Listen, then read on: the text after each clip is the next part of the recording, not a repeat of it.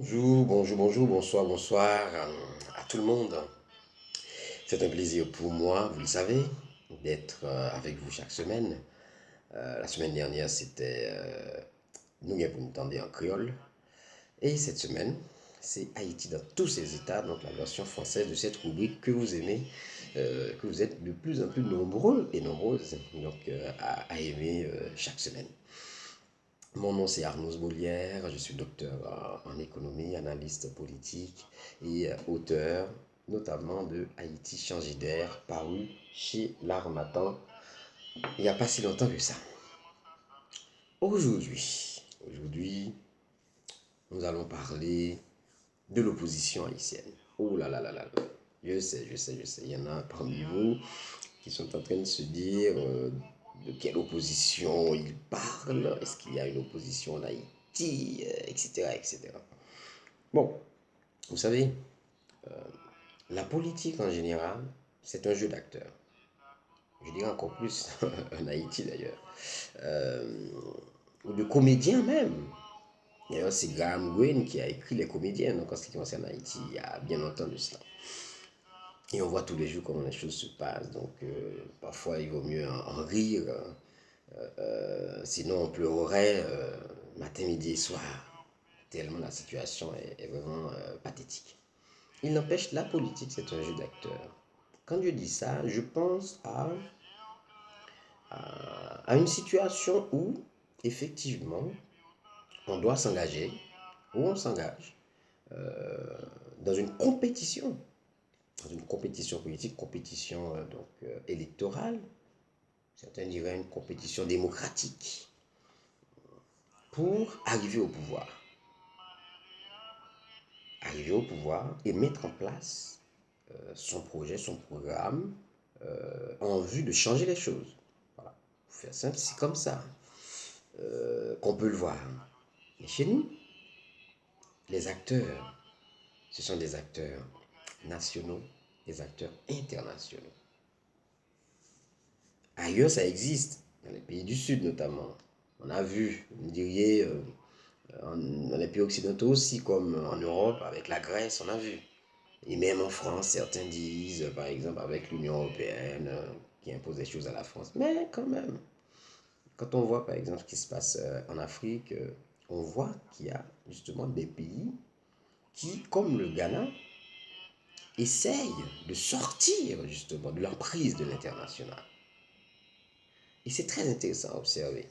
Et ce jeu d'acteurs chez nous, on en a eu une illustration, mais parfaite illustration cette semaine, avec l'intervention de Madame Suzanne Page, représentante spéciale du secrétaire général des Nations Unies, Antonio Guterres, qui est donc Madame Page, dirigeante de la Juste, qui est donc cette structure, cette instance qui a remplacé la MINUSTA pour en fait apporter pour accompagner les autorités haïtiennes dans les réformes judiciaires, dans le respect des droits humains, dans la lutte contre la corruption, etc., etc. Donc, contrairement à ce que certains croient, Madame Page est tout à fait dans son droit quand elle s'ingère dans la politique haïtienne. Oui, cette ingérence, en fait, a été actée par les autorités haïtiennes même, et donc plus largement par les Nations Unies, donc lors d'une résolution des Nations Unies, où on a justement voté une résolution pour l'envoi d'une nouvelle mission en Haïti. Maintenant, ce qui est assez marrant dans l'histoire, c'est d'entendre le pouvoir actuel vraiment s'élever de façon vigoureuse contre l'ingérence étrangère. On a entendu le Premier ministre, le président, le ministre des Affaires étrangères, je crois, etc. Et c'est assez marrant parce que c'est comme si, encore une fois, en Haïti, on a la mémoire courte. Ça fait pas très longtemps. Et d'ailleurs, je vous invite vraiment, c'est pas vous faire de la pub, mais je vous invite vraiment à lire cette, cet ouvrage-là que j'ai écrit parce que, bien entendu, je parle de ces questions-là. Euh, on oublie, en fait, c'est comme si 2015, pour vraiment prendre une période toute récente, quoi. C'est comme si 2015, 2016, en 2015-2016, il s'était rien passé. Ceux-là même aujourd'hui qui crient donc à l'ingérence, c'est ceux-là qui ont été soutenus pour arriver au pouvoir par l'ambassadeur américain de l'époque, Peter Milron. C'est ceux-là qui ont été soutenus par Kenneth Merton, c'est ceux-là qui ont été soutenus par Madame Honoré, donc Sandra Honoré, qui était la représentante du secrétaire général des Nations Unies, etc., donc la MINUSTA, qui était en même temps la chef, la patronne du corps groupe qui regroupe donc les ambassadeurs français, américains, donc de l'Union européenne, donc l'OEA, etc. Donc, c'est tout l'ambassadeur de l'Union européenne justement donc a pris la parole. C'est tous ces gens-là qui de façon implicite, de nature diplomatique, ont soutenu l'arrivée au pouvoir de Jovenel Moïse. Et c'est ce même Jovenel Moïse aujourd'hui qui crie au loup, qui dit ah écoutez donc pas d'ingérence chez nous, etc. Mais on sait très bien que le problème est ailleurs, parce que Madame Page a mis le doigt sur quelque chose qui fait mal, c'est le dossier Petro-Caribé.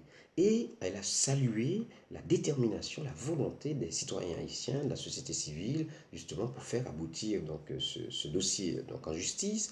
Et elle a salué la désignation donc d'un juge d'instruction dans ce cadre-là. Et puis elle a demandé aussi qu'il y ait d'autres enquêtes qui soient menées sur ce qui s'est passé à Grand Ravine, etc. Et c'est le dossier Petro-Caribé qui pose problème justement donc au pouvoir actuel, parce qu'on sait très bien avec les deux enquêtes sénatoriales, ce pouvoir se trouve en situation, donc en difficulté en tout cas. Ce pouvoir-là seulement, parce que sous Préval, on sait très bien qu'il s'est passé des choses aussi, sous Privé également, mais ce pouvoir quand même est en très grande difficulté. Et l'opposition dans tout ça.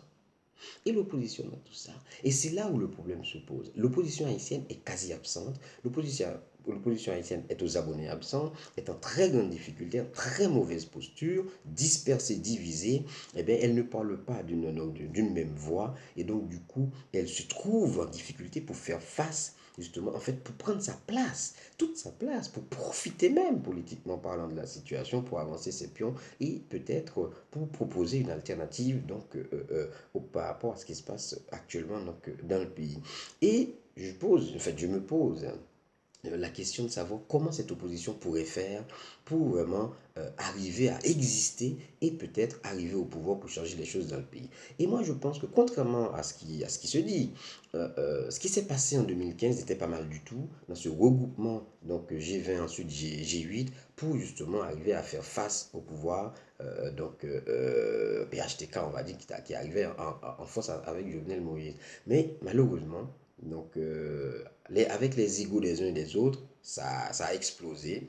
On s'est retrouvé dans une situation où, par exemple, Jude Célestin s'est retrouvé, on va dire, avec Moïse Jean-Charles dans la course. Et on sait très bien que ça a facilité l'arrivée au pouvoir dans les conditions que l'on sait, donc de Jovenel Moïse, alors que un rassemblement autour d'un seul candidat de ce G8 aurait sans doute permis une toute autre, je dirais, situation, c'est-à-dire ça aurait permis sans doute à la gauche, entre guillemets, à l'opposition d'arriver au pouvoir et peut-être de tenter de changer les choses. Et donc, moi je pense que l'opposition haïtienne, en tout cas de ce qu'il en reste, Petite Dessalines, l'OPL, qui bientôt va avoir un nouveau coordonnateur parce que professeur Pierre-Etienne n'est plus coordonnateur actuellement. Je crois que c'est Yvel Chéry qui est coordonnateur AI. Eh bien, je pense que si cette opposition arrive à s'entendre sur un programme commun, c'est pas facile, mais il faut le faire peut-être. Avant de faire une conférence nationale, avant de faire des états généraux, que moi je prône les états généraux de la République et de la démocratie. Au niveau de l'opposition, je pense que il faudrait qu'ils se retrouvent, qu'ils se réunissent, qu'ils se rassemblent autour d'un programme commun et qui devra être défendu par le gagnant d'une primaire ouverte, c'est-à-dire vraiment au-delà des adhérents, donc des partis politiques en question.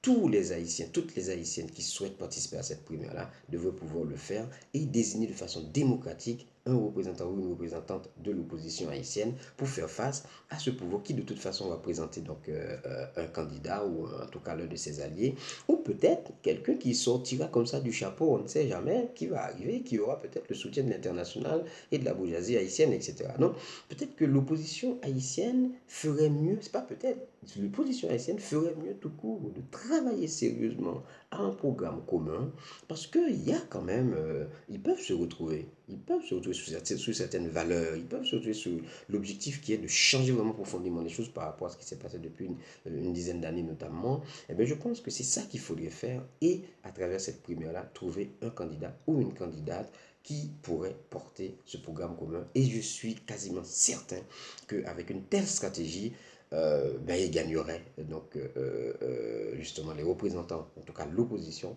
plutôt gagnerait donc, la bataille et permettrait peut-être une alternance donc, dans le pays et pour proposer plus tard une alternative pour le bien-être donc commun, pour le bien commun, pour justement donc l'ensemble de la population parce que les gens souffrent énormément.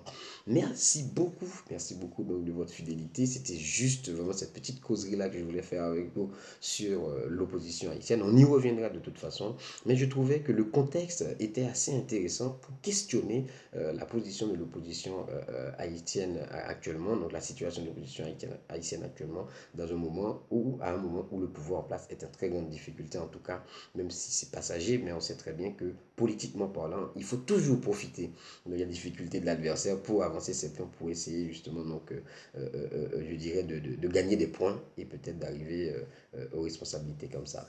Voilà, merci encore une fois de votre fidélité. Suivez-moi sur Facebook, sur YouTube, sur nouvellepam.com, sur réseau nordouest.com.